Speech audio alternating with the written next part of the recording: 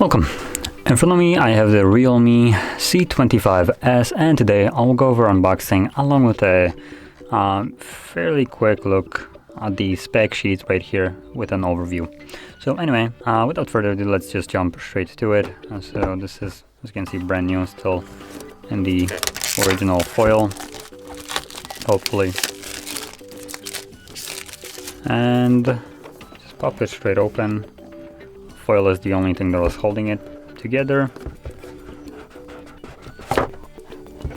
So as you probably figured out, this box is fairly big, and that is because REALME doesn't really abide by the I believe it's US laws, where you can't include a charger anymore. So I'm pretty sure there is gonna be one in here.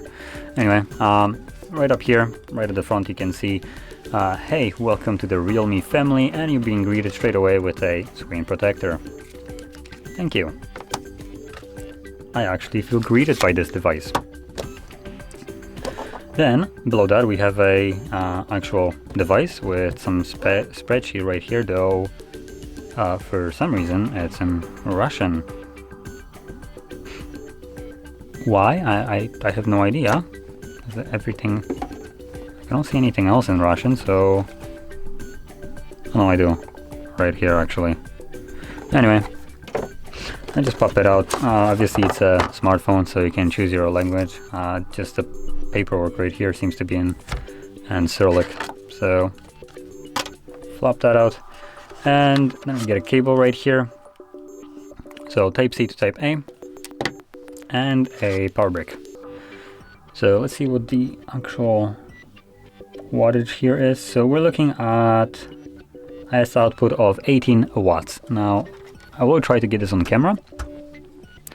So it is right here, second last line. You can see that we have or 9 watts to amps, which has 18 watts, or 9 volts I meant to say.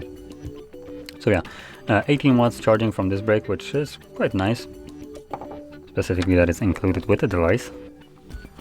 And let's jump straight to the actual phone now.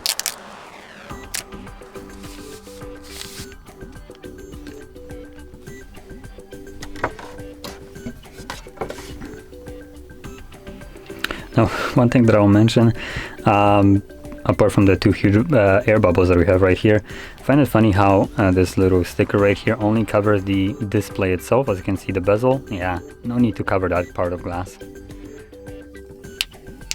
There we go.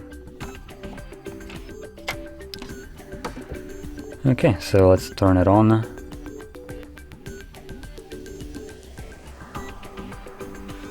There we go. So, before I go into the actual specs, I will say right now the price of this device is roughly around $140. So tone your expectations when looking at this phone and how mediocre it can be, because it's still basically at the very low end of the price range of phones. So yeah, that being said, we can jump into the actual specs. So right here we're looking at a 6.5 inch display. It's only a 720p display. It's running it's running a peak brightness of 570, and a typical one of 480. So yeah, 570 peak seems to be good enough, honestly. It's just an LCD IPS display, so like I said, don't expect too much from it. That is basically what I would expect from that kind of phone, although I would have expected a little bit higher resolution, just to be fair. Now, with that in mind, we're looking at 81.7% screen to body ratio.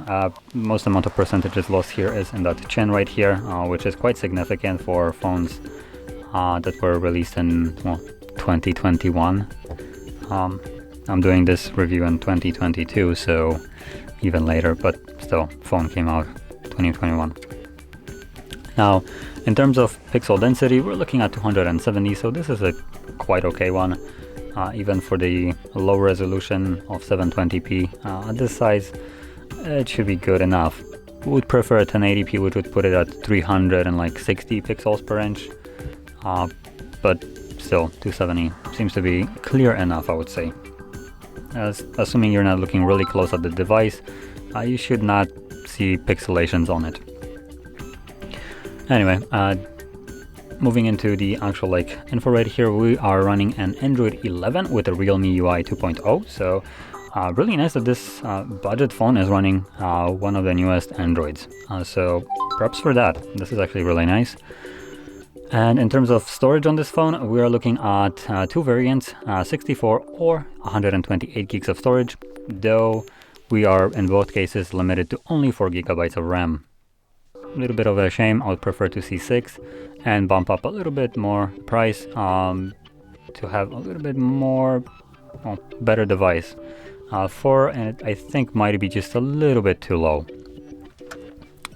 Anyway, with apart from the storage and RAM, we are rocking a Helio G85 processor in here, so obviously more towards the budget one, though I believe it's a little bit better than what I reviewed right here. Cheaper phone, but it actually did have a 1080p display, so this for the price was also really good phone. Costed about 20 bucks less, but it had some things that kind of made up in here. And this is, if you're wondering, this is the Infinix, and I kid you not, the name of it is, or the model of it is Hot 11. I'm just gonna leave that as it is. So, oops, didn't want to open that up. So, outside of the actual processor right now, we also have a huge battery in here at 6,000 milliamps. So that is a really big battery. And obviously with that 18 watt fast charging, we should be getting a fairly decent quick charge on it. So that is a great combo, big battery and fast charging for it. Nicely done. And I don't know if there's anything else to say. Maybe the cameras, I can touch up on those, though they're not anything special. So we're looking at a main shooter of 13 megapixel, as you'd probably expect from a budget phone.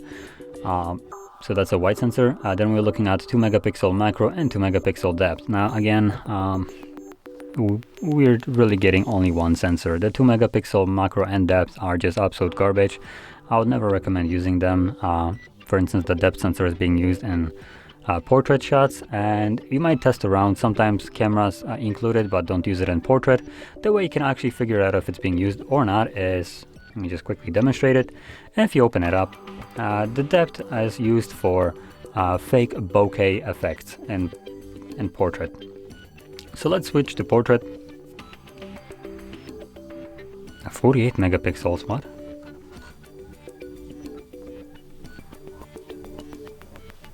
Oh, my bad. So there's actually two variants of this phone. This specific one in India gets 13 megapixels. International model gets a 48 megapixels. Okay, so that's actually a decent camera here for the price that this comes around.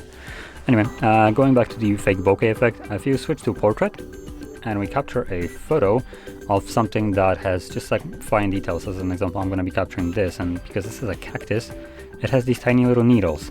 And what will happen if it's using this kind of sensor, as just try to see.